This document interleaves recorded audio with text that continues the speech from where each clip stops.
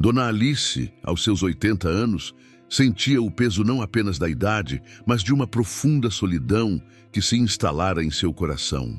Suas pernas, antes ágeis e incansáveis na lida do lar e no jardim, agora mal a sustentavam. A cada passo, uma pontada de dor, um lembrete cruel de sua crescente fragilidade. Presa em sua própria casa, que um dia fora cheia de risos e vida, Alice passava longas horas à janela, observando as vizinhas. Via a jovem Sofia, com sua energia vibrante, cuidando do jardim impecável ao lado, e a senhora Margarida, um pouco mais velha, ainda cultivando suas roseiras. Um nó se apertava em sua garganta. Ela se sentia um estorvo, uma peça quebrada num mundo que continuava a girar sem ela. O clímax de sua dor vinha com o pôr do sol, quando a casa se enchia de sombras e o silêncio ecoava a voz de um passado que não voltaria. Lágrimas quentes e furtivas rolavam por suas faces enrugadas, marcadas não apenas pelo tempo, mas por uma tristeza silenciosa. Alice lembrava-se de si mesma, há não muito tempo, como uma mulher ativa e cheia de vida. Era a alma da casa, a jardineira apaixonada que fazia brotar cores e perfumes em cada canto, a costureira talentosa que confeccionava sonhos com linhas e tecidos. Seus dias eram preenchidos com afazeres, com visitas de amigos e o calor do companheirismo do marido, já falecido há alguns anos. A morte dele havia deixado um vazio imenso, um silêncio que nunca mais foi preenchido. Depois vieram as perdas da saúde, a gradual retirada de sua autonomia, a despedida de amigas que partiram antes dela. A solidão tornou-se sua companhia constante, uma sombra fria que a seguia de cômodo em cômodo. A tristeza era um véu espesso sobre seus olhos, obscurecendo as poucas alegrias que ainda tentavam brotar. Ela se sentia um eco, uma memória distante de quem um dia fora, e o peso dessa sensação esmagava seu espírito dia após dia. O medo era um visitante indesejado que batia à sua porta todas as manhãs. Medo de cair e não conseguir levantar, de depender completamente dos outros, de ser esquecida e se tornar apenas um fardo. Seus pensamentos eram um tormento, uma batalha constante contra a desesperança. Qual é o meu propósito agora? E ela se perguntava, as palavras presas na garganta. Para que eu ainda sirvo? A tristeza se aprofundava ao comparar sua vida atual com o que ela via lá fora. A vitalidade dos mais jovens, a capacidade dos outros de continuar produzindo, vivendo, rindo. O peso emocional era tão grande que às vezes parecia difícil respirar. No silêncio da noite, muitas vezes, Dona Alice permitia que as lágrimas viessem livremente, molhando o travesseiro com a amargura de quem sente que a vida, da forma como ela a conhecia e amava, havia acabado. Ela sentia-se inútil, invisível, e a ausência de um sentido para sua existência presente era uma dor lancinante. A rotina de Dona Alice era uma sucessão de pequenas batalhas. Cada degrau da escada era um Everest a ser escalado, cada objeto fora do lugar, um lembrete de sua limitação. A dor nas pernas era uma constante, mas a dor no coração era ainda mais profunda. A imagem no espelho refletia não apenas as rugas do tempo, mas a sombra de uma mulher que ela mal reconhecia. A barreira física era clara. A casa, antes seu refúgio, agora parecia uma prisão, com muros intransponíveis para suas pernas cansadas. Mas a barreira emocional era a mais cruel, a sensação de que não havia mais lugar para ela no mundo, de que sua contribuição havia terminado. Tentava, às vezes, pegar uma agulha para costurar, mas os dedos tremiam e a vista falhava. Regava uma pequena planta na janela, mas até mesmo esse gesto singelo a esgotava. Cada tentativa frustrada reforçava a ideia de que era um peso, um estorvo, e que sua vida havia perdido o brilho e o sentido. Numa tarde cinzenta, em meio ao desespero, os olhos de Dona Alice repousaram sobre a velha Bíblia empoeirada na mesinha de cabeceira. Por muitos anos fora sua fonte de consolo, mas na dor recente ela a havia deixado de lado. Com dificuldade estendeu a mão e a abriu em salmos. As palavras de Davi, clamando a Deus em meio à angústia, ressoaram em sua alma. Pela primeira vez em muito tempo, sua oração não foi um lamento vazio, mas um clamor sincero e desesperado. Senhor, o que queres de mim agora? Qual o meu propósito? Não aguento mais essa solidão, essa dor. As lágrimas voltaram, mas desta vez traziam um alívio sutil, uma sensação de que não estava sozinha.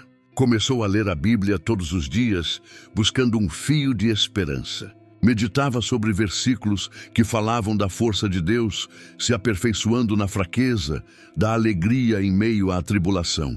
Deus era seu último refúgio, o único capaz de entender a profundidade de sua dor. Dia após dia, a oração se tornou o oxigênio de Dona Alice. Aquela velha Bíblia, antes esquecida, transformou-se em seu diário espiritual. Ela começou a entender que Deus não a havia abandonado, mas estava ali, em cada suspiro, em cada batida de seu coração cansado. A janela, antes um portal para a comparação e a tristeza, começou a se transformar. Agora, ao observar as vizinhas, ela não sentia mais inveja, mas sim um desejo de orar por elas. Que Deus abençoe Sofia em seu jardim, ela murmurava, e Margarida em suas roseiras. Ela percebeu que, embora não pudesse mais fazer grandes coisas, podia ser uma presença de oração, de fé.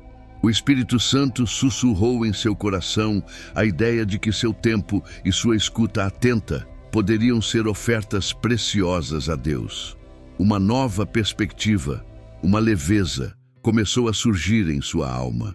A luz da fé, que parecia quase apagada, reacendeu-se, iluminando o caminho à frente com uma suave e promissora claridade. Certa tarde, enquanto Alice lia sua Bíblia perto da janela, ela notou um movimento diferente na casa da jovem Sofia. A vizinha, sempre tão vibrante e alegre, apareceu na varanda com os olhos inchados e um semblante desolado. Havia perdido o pai subitamente. Alice sentiu uma pontada no coração e, em vez de apenas orar de longe, sentiu um impulso divino. Ergueu a Bíblia e acenou para Sofia, que a olhou com surpresa. A jovem, atraída por aquela figura serena, sentou-se em seu próprio jardim, olhando para a janela de Alice.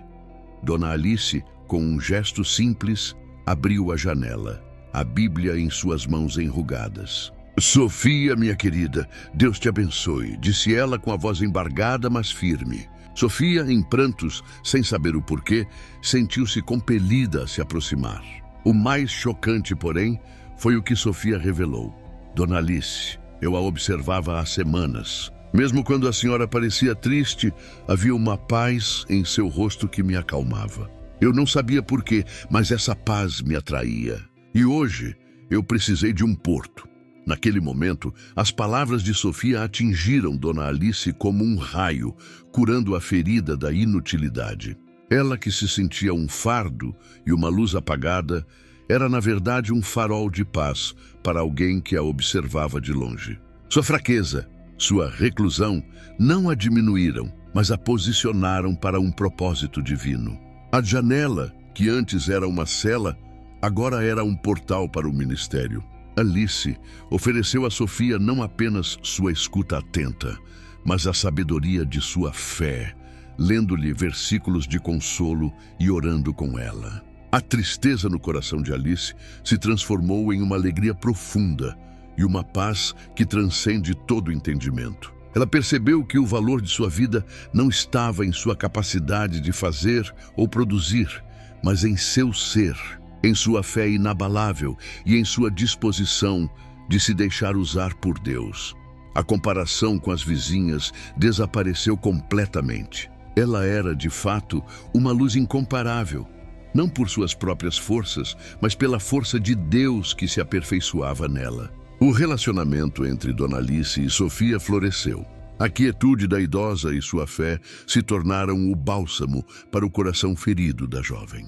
Sofia, aos poucos, encontrou consolo e esperança na presença de Alice, redescobrindo sua própria fé e, inclusive, plantando um jardim em homenagem ao pai, agora com um brilho diferente nos olhos. A casa de Dona Alice, antes um lugar de reclusão e tristeza, tornou-se um refúgio, um santuário de oração e amor, onde o milagre da conexão humana, guiada pela mão de Deus, acontecia todos os dias. A vida de Alice provou que a força de Deus se aperfeiçoa na fraqueza, transformando o que parecia ser o fim no mais belo dos começos.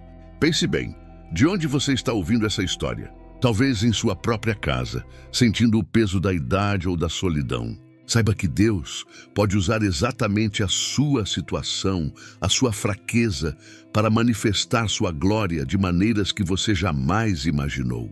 Não se compare, não desista. Sua luz pode estar brilhando mais forte do que você pensa. Que tal se inspirar nessa mensagem de fé e esperança? Inscreva-se para mais histórias que tocam o coração